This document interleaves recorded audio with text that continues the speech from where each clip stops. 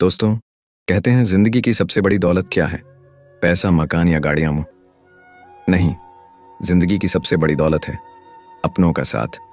और जब वही अपने आपको छोड़ दें तो इंसान अंदर से टूट जाता है। आज की कहानी ऐसी ही एक टूटी हुई माँ की है। गांव के किनारे वो पुराना घर जिसकी दीवारें सीलन से चीख रही थीं। यहीं रहती थीं सरोज देवी और उनकी बेटी आशा। आशा ने अपनी जिंदगी माँ के लिए कुर्बान कर दी थी। दिन भर खेतों में मेहनत, घर के काम और फिर शाम को माँ बेटी का वो खास पल। सरोज देवी हर रोज चौखट पर बैठती और उस रास्ते को ताकती जहां से कभी उनका बेटा राहुल आया करता था। राहुल, जिसे माँ ने पढ़ा लिखा कर बड़ा आदमी बनाया। स्कूल से कॉलेज तक हर कदम पर माँ ने उसका साथ दिया।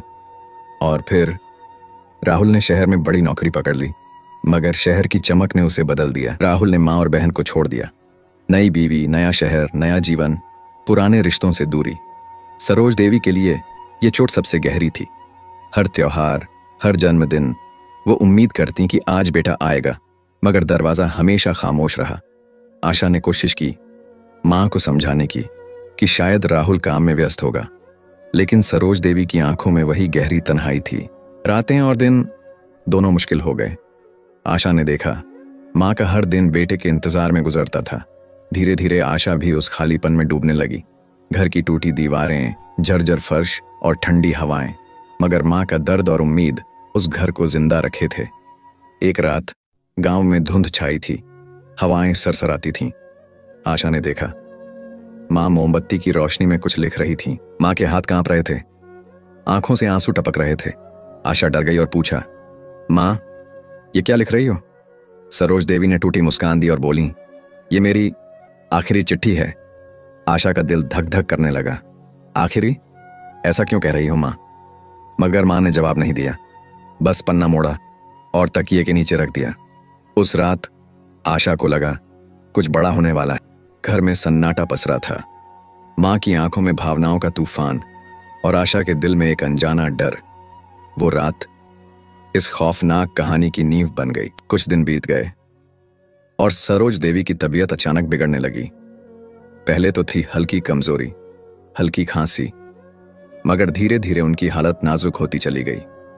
गांव का डॉक्टर बुलाया गया, इलाज हुआ, पर सरोज देवी और कमजोर होती गईं।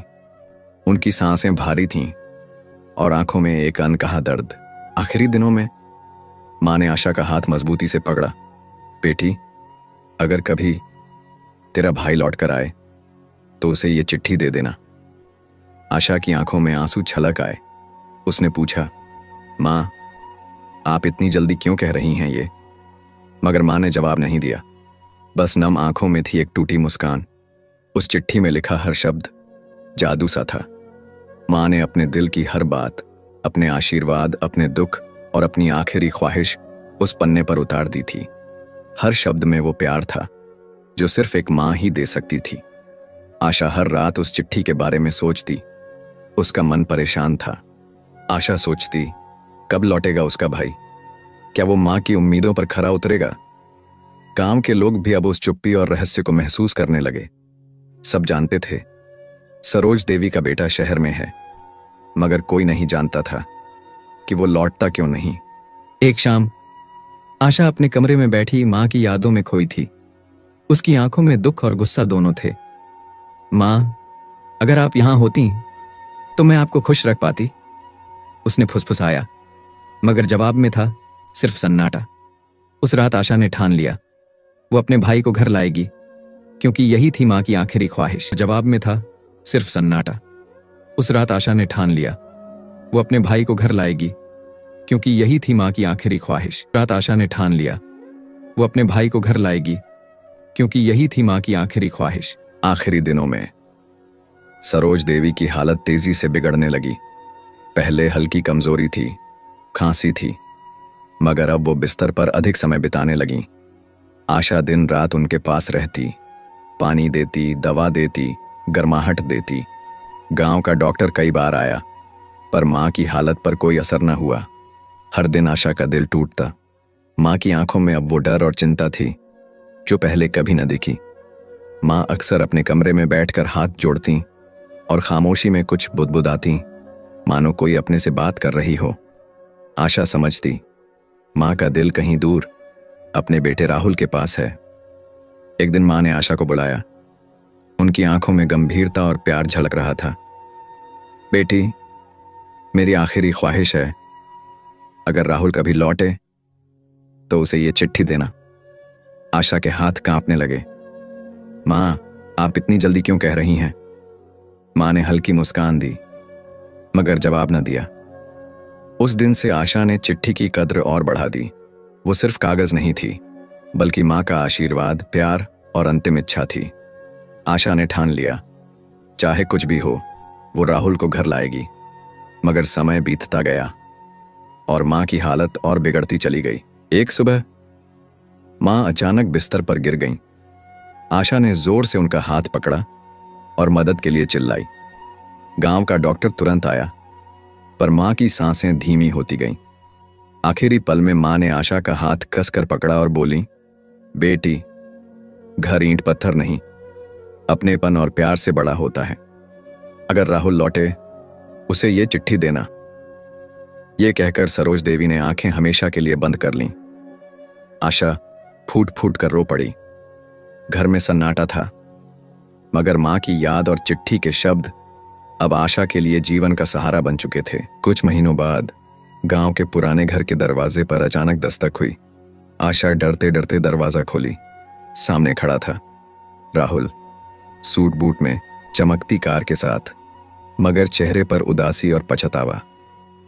आशा, उसने टूटती आवाज में कहा, माँ कहाँ है? आशा का दिल धक धक करने लगा। गुस्से और दुख में उसने कहा, जब माँ जिंदा थीं तब नहीं आए, अब क्यों आए हो? माँ अब इस दुनिया में नहीं है। राहुल की आंखें भर आईं। उसके होंठ कांप रहे थे। मुझे माफ कर दो, मैंने गलती की। मैं काम, नई जिंदगी में खो गया। मैं नहीं समझ पाया, मेरी गैर मौजूदगी ने माँ और तुझे कितना दुख दिया। आशा की आंखों में गुस्सा और दर्द था। उसने कहा, माँ तुम्हारा इंतजार करती रहीं और तुम्हारे लिए उन्होंने अपनी आखिरी चिट्ठी छोड़ी है। राहुल ने कांपते हाथों से चिट्ठी उठाई। हर शब्द पढ़ते पढ़ते राहुल की आंखों से आंसू छलक पड़े। वो खुद को रोक न सका। उस दिन उसने घर के हर कोने में कदम रखा। पुराना फर्श, टूटी खिड़कियां, माँ की यादों वाली दीवारें, सब उसे झकझोर रहा था। आशा ने देखा, भाई के अंदर पछतावा गहरा उतर चुका था। राहुल ने बचपन की यादें ताज़ा कीं। माँ की डांट, उनका प्यार, आशा के साथ बिताए पल। वो समझ गया, पैसा और नई जिंदगी घर का खालीपन नहीं भर सकती। उसने आशा के सामने हाथ जोड़े। बहन, मुझे माफ कर दो। मैं माँ को खो चुका हूं, तुझे नहीं खोना चाहता।